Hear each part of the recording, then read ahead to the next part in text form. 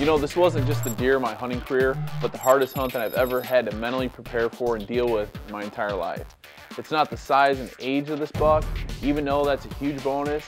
It was that we had to figure out the one and only way to kill him. Sometimes these big old bucks can be very difficult to kill. In fact, Mufasa spent most of his life in a tiny canyon, which made him very tough to hunt.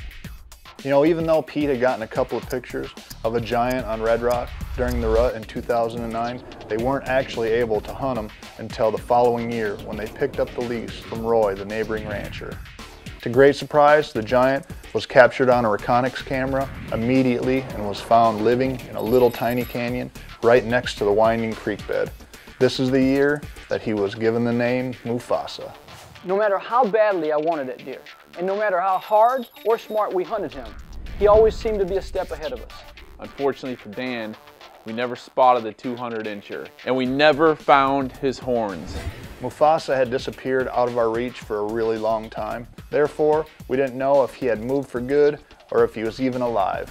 What Tom, Dan, and I had figured out together was that Mufasa wasn't going to get killed the way we've been hunting him just a few hundred yards from his bedding area. We always thought he was living in one of the draws that led to the bottom of the canyon, which is where we had always fed him. This year we decided that the only way to get a chance at Mufasa was going to be to get on top of the cliffs so the swirling winds from the river wouldn't be an issue. Then, in order to keep the deer within range of the 3 perching points that we had picked, we moved the feeding location over just a few dozen yards. Thankfully, he's still alive and living in the exact same spot as last year, but he still has to walk out within legal killing time and good camera light. The only thing that Pete had left to do was to hunt smart, so if and when Mufasa stepped out, he would be there to squeeze the trigger. Since the early 1900s, Kansas has held some pretty big record book entries.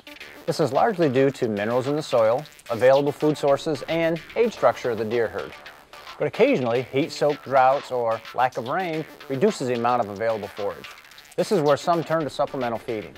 Supplemental feeding involves placing high-quality food for deer in order to increase the quality of their diet.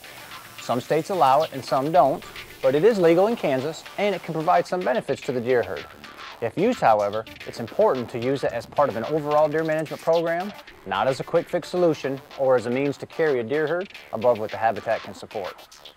Well, we knew he'd lost 50 pounds from last year because of the drought. I can't even begin to score that deer. QDMA said he'd be 205 or 206, so really? I don't know. If someone can score, I can't score him because he's got too much crap. It's been a long time coming, dude. Yeah. Yeah. The guy running the camera and the guy that shot the deer were ready to like throw a tantrum because they couldn't find him, and the whole time they knew he was there. A couple things that are great about Kansas. While the tag situation is great, and supplemental feeding may have put a few extra inches on Mufasa's crown, what really lit Pete's fire was having a legitimate chance to put an animal of this caliber on the ground. The Red Rock Ranch was one of our first Kansas investments, and over a 3-year period we've taken a half a dozen bucks, and now dethroned the king. Stay tuned. After the break, we're going to take a closer look at the Red Rock Ranch, which is now being offered for sale.